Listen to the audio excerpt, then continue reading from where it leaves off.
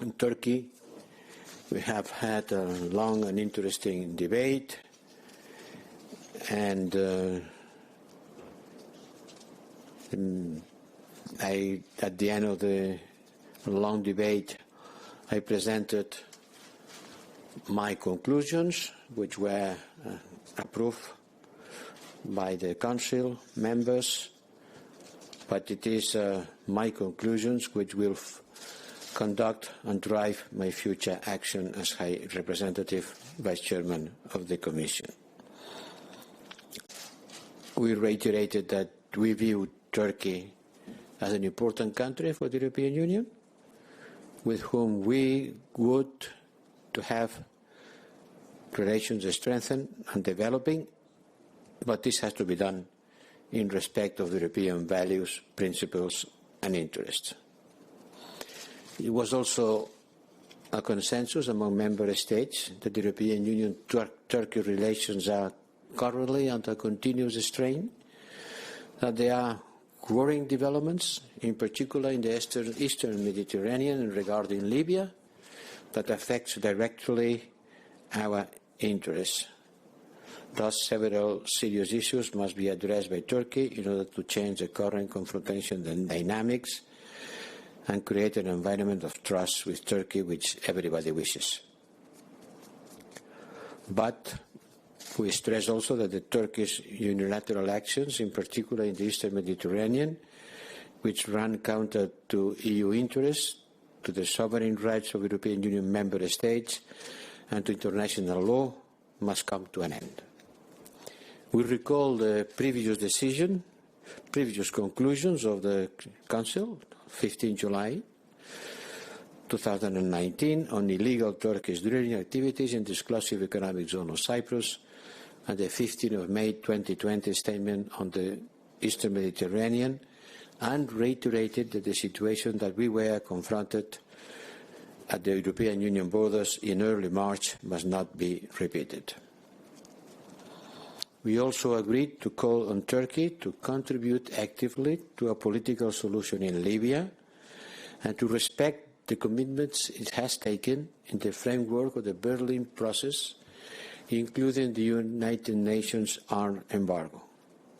We are doing our part. The European Union member states are doing their part, in particular through Operation Irene, which provides a key contribution to ensure the respect of the arms embargo by all actors. We will consider ways to ensure the full effectiveness of the operation with the aim of preventing escalation on the ground. An important issue was about Hagia Sophia.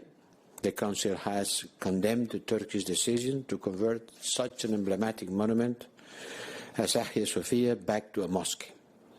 This decision will inevitably fuel mistrust, promote renewed division between religious communities, and undermine our efforts at dialogue and cooperation.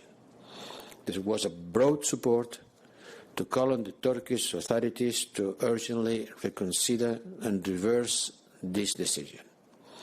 One and all, according with these conclusions, the final conclusion is that there was clearly a broad support for the High Representative, Vice Chairman of the Commission, to explore further paths that could contribute to lowering tensions and reach understandings on issues that are increasingly stressing the relations between Turkey and the European Union.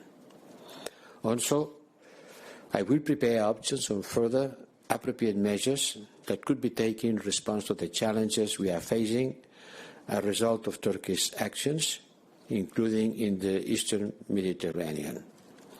In the meantime, work will also continue on additional listings with the existing sanctions framework as requested by Cyprus.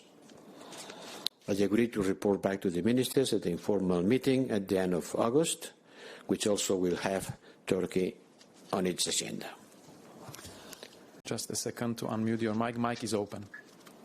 Thank you very much, High Representative Athanasios, CNA and Star TV Greece. Could you please tell us in practical terms how closer we are now to opening proper dialogue and proper negotiations with Turkey in order to lower these tensions? Can you be a little bit more specific on the two, if I understood correctly, distinct frameworks for sanctions? And how are those also going to play out? Who else supported them except for Cyprus? Thank you. Well, sanctions are always an instrument to achieve a goal, but they are not a policy on themselves. The Council considered that there is Council conclusions on illegal Turkish drilling, and at the same time express their will to diffuse tensions and make clear that member state sovereignty and sovereignty rights should be respected in accordance with these Council conclusions and international law. One thing is dialogue, another thing is negotiations. The Council expressed a broad support.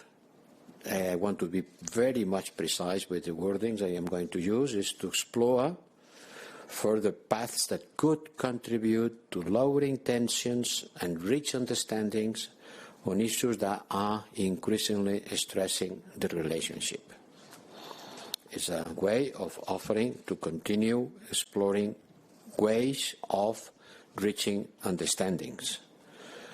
But at the same time, the Council has also asked that the option has to be prepared on measures that could be taken in response to the challenges we are facing.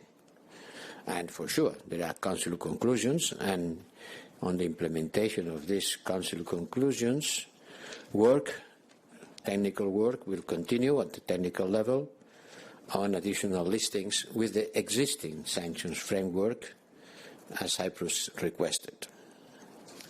Thank you. I think it's clear. Thank you. Very comprehensive. Next question, Sarantis Michalopoulos. Sarantis, wait until your mic will be unmuted. It will take a few seconds. And it's open now. You can go ahead. No, I just wanted to ask a question, whether there is a plan B in case that Turkey moves on and basically violates the Greek territorial waters. If there is specifically a plan B about that. We don't want to anticipate situations in which we could be also having tensions increasing. I think that the wording I use is absolutely clear, and it's a general answer to all these kind of questions. We are going to explore further paths that could contribute to lower tensions.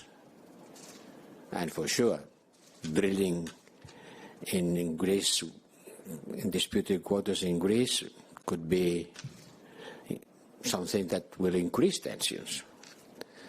And on the other hand, at the same time, we will prepare options on further appropriate measures that could be taken in response to the challenges that we are facing as a result of Turkey's actions.